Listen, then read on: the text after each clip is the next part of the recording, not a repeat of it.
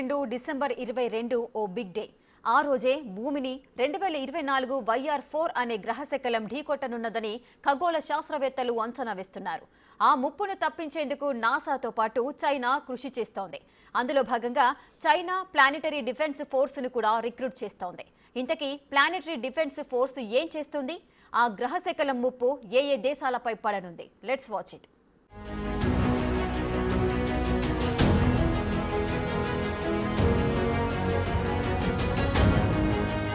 డైమోర్ఫోస్ ఈ పేరు ఎక్కడో విన్నట్టుంది కదా. 2022లో భూమికి 7 మిలియన్ మైళ్లు అంటే 1,12,00,000 కిలోమీటర్లకు పైగా దూరంలో డైమోర్ఫోస్ అనే గ్రహశకలాన్ని నాసా పంపించిన డాట్ ఢీకొట్టింది. ఫలితంగా భూమి వైపు రావాల్సిన డైమోర్ఫోస్ గ్రహశకలం తన దిశను మార్చుకుంది. దాంతో గ్రహశకలం నుంచి భూమిని డాట్ కాపాడినట్లయింది. ఇప్పుడు కూడా అలాంటి డాట్ అవసరం ఏర్పడింది. కానీ అది ఇప్పట్లో కాదు. భూమి దిశగా దూసుకువస్తున్న ఓ గ్రహశకలాన్ని తప్పించేందుకు ప్రపంచ దేశాలు ప్రయత్నాలు చేస్తున్నాయి. 2032లో ఆ గ్రహశకలం భూమిని తాకకుండా ఇప్పటి నుంచి స్పేస్ వర్క్స్ మొదలుపెట్టింది. ఈ రేసులో నాసాకు గట్టి పోటీనిచ్చేలా చైనా ప్లాన్ చేస్తుంది.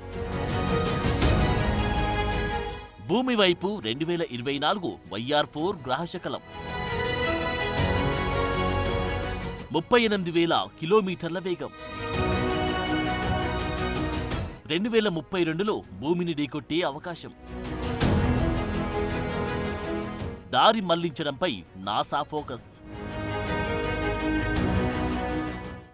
స్పేస్ నుంచి ఓ చిన్న కొండంత సైజు ఉన్న గ్రహశకలం భూమికి దగ్గరగా దూసుకువస్తుంది. మీరు విన్నది నిజమే. హాలీవుడ్ సినిమాలో చూపించినట్టుగాని ఆ ఆస్ట్రాయిడ్ ఎర్త్ కు దగ్గరగా వస్తుంది. అది 2032 డిసెంబర్ నాటికి భూమిని ఢీకొట్టే అవకాశం ఉందని నాసా హెచ్చరించింది. ఆ గ్రహశకలం భూమిని ఢీకొట్టే ఛాన్స్ 1.3% నుంచి 2.2%కి పెరిగింది. ఈ నేపథ్యంలో డ్రాగన్ కంట్రీ ఆ గ్రహశకలం అంతు చూడాలని డిసైడ్ అయింది. అందులో భాగంగానే ప్లానెటరీ డిఫెన్స్ ఫోర్స్ రిక్రూట్ మొదలుపెట్టింది. ఇంతకీ ప్లానెటరీ డిఫెన్స్ ఫోర్స్ అంటే ఏంటో తెలుసా? అది ఏం చేస్తుందో తెలుసా? అది తెలుసుకునే ముందు ఆ గ్రహశకలం గురించి బ్రీఫ్ గా తెలుసుకుందాం. YR4 గ్రహశకలం దూకుడును చూసి ప్రపంచవ్యాప్తంగా ఉన్న ఖగోళ శాస్త్రవేత్తలు అలర్ట్ అయ్యారు. ఆ గ్రహశకలం భూమిని ఢీకొంటి ఊహించలేని శక్తి విడుదలవుతుంది. హిరోషిమా నాగసాకిపై పడిన అణుబాంబులతో పోలిస్తే 500 రెట్లు అధిక ప్రభావం ఉంటుందని శాస్త్రవేత్తలు అంచనా వేస్తున్నారు. సముద్రంపై పడితే సునామీ, భూమిని తాకితే ప్రాణ ఆస్తి నష్టంతో పాటు పూర్తిగా వాతావరణమే దెబ్బతింటుందని ఆందోళన వ్యక్తం చేస్తున్నారు.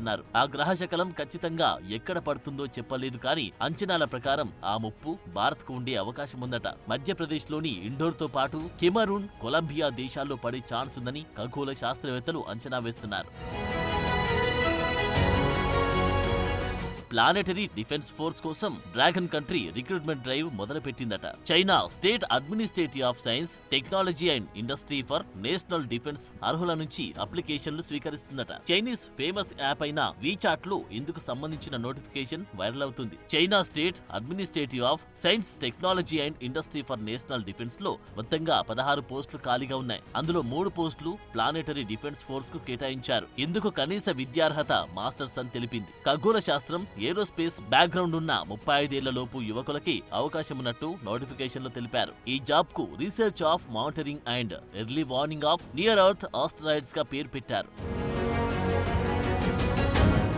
అత్యంత శక్తివంతమైన టెలిస్కోప్ ద్వారా YR4 గ్రహశకలంపై మరింత ఫోకస్ చేసింది నాసా. ఆ గ్రహశకల కక్ష్యను, వేగాన్ని అంచనా వేసే పనిలో నాసా సైంటిస్టులు బిజీగా ఉన్నారు. నాసాకు తోడుగా ఇప్పుడు చైనా కూడా తన ప్రయత్నాలు ముమ్మరం చేసింది. అందులో భాగంగానే ఈ స్పెషల్ రిక్రూట్మెంట్ డ్రైవ్ చేపట్టింది. అది భూమిని ఢీకొట్టకుండా దాని కక్ష్యను దారి మళ్లించే ప్రయత్నాలు చేస్తోంది. NASA James Webb space telescope సాయంతో మార్చి 2025 నుంచి ఆ గ్రహశకలాన్ని పరిశీలించి దాని స్పష్టమైన పరిణామం, ప్రభావంపై ఓ క్లారిటీ రానుంది. ఇక NASA centre for near earth object studies నిర్వహించి గ్రహశకల ప్రమాద జాబితాలు ఈ ఆస్ట్రాయిడ్ ను కూడా చేర్చింది. అయితే ఈ గ్రహశకలం భూమిని ఢీకొట్టకుండా దారి మళ్లిస్తామని నాసా ఆశాభావం వ్యక్తం చేసింది. అందుకు 2022లో చేసిన డాట్ ప్రయోగాన్ని గుర్తుకు చేస్తుంది. నాసా డాట్ మాదిరిగా చైనా కూడా తన సొంత డబుల్ ఆస్ట్రాయిడ్ రీడైరెక్షన్ టెస్ట్ ను ప్రారంభించాలని చూస్తుంది. ఈ ప్రయోగాన్ని 2027లో ప్రయోగించాలని ప్లాన్ చేస్తుంది. ఒక చిన్న ఆస్ట్రాయిడ్ ను ఢీకొట్టేలా కసరత్తు చేస్తుంది.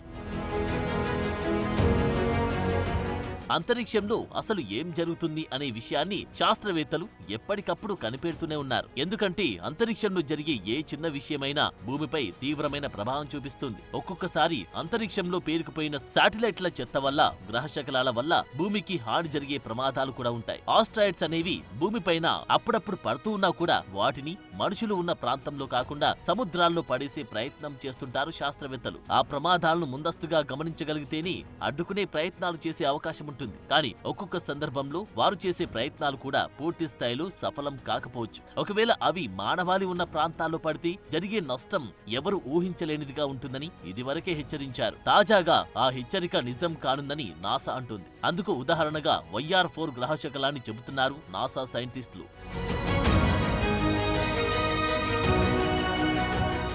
అంతరిక్షంలో అనేక గ్రహశకలాలున్నాయి. నాసా ఎర్త్ ఆస్ట్రాయిడ్స్ ఫిబ్రవరి 10వ తేదీన విడుదల చేసిన డేటా ప్రకారం భూమికి దగ్గరగా అన్ని సైజులు గల ఆస్ట్రాయిడ్స్ 37,589 ఉన్నాయి. ఇందులో కిలోమీటర్ కంటే ఎక్కువ వ్యాసార్థం గలవి 873 ఉండగా మరో 50కి పైగా కనుక్కోవాల్సి ఉంది. ఇక 140 మీటర్ల వ్యాసార్థం కంటే ఎక్కువవి 11,209 ఉండగా మరో 14,000 వరకు డిస్కవరీ చేయాల్సి ఉంది. ఇసుక పరిణామంలో ఉండి పార్టికల్స్ దాదాపుగా 100 టన్నుల వరకు ప్రతిరోజు భూమి మీద పడుతున్నాయి. ఇక చంద్రునితో పోలిస్తే భూమికి దగ్గరగా ఈ నెల రోజుల వ్యవధిలోనే 12 ఆస్ట్రాయిడ్స్ వెళ్లాయని నాసా డేటా చెబుతుంది. సంవత్సర కాలంలో ఇలా 148 గ్రహశకలాలు దగ్గరగా పాస్ అయ్యాయని తెలుస్తోంది. సో ఓవరాల్ గా నాసాకు దీటుగా చైనా కూడా అంతరిక్షంలో తన మార్కు చూపించాలని అనుకుంటుంది. అందులో భాగంగానే ప్లానెటరీ డిఫెన్స్ ఫోర్స్ ను రిక్రూట్ చేసుకుంటుంది. ఒకవేళ చైనా తన ప్లాన్ లో సక్సెస్ అయితే తనకంటూ ఒక ప్రత్యేక గుర్తింపు రావడం మాత్రం ఖాయం. భూమిని కాపాడిన క్రెడిట్ చైనాకు పోవడం పక్కా. మొత్తంగా ఆ ఆస్ట్రాయిడ్ భూమిని ఢీకొంటుందా లేక వచ్చే రోజుల్లో తన కక్షను మార్చుకుంటుందా అనేది తెలియాల్సి ఉంది.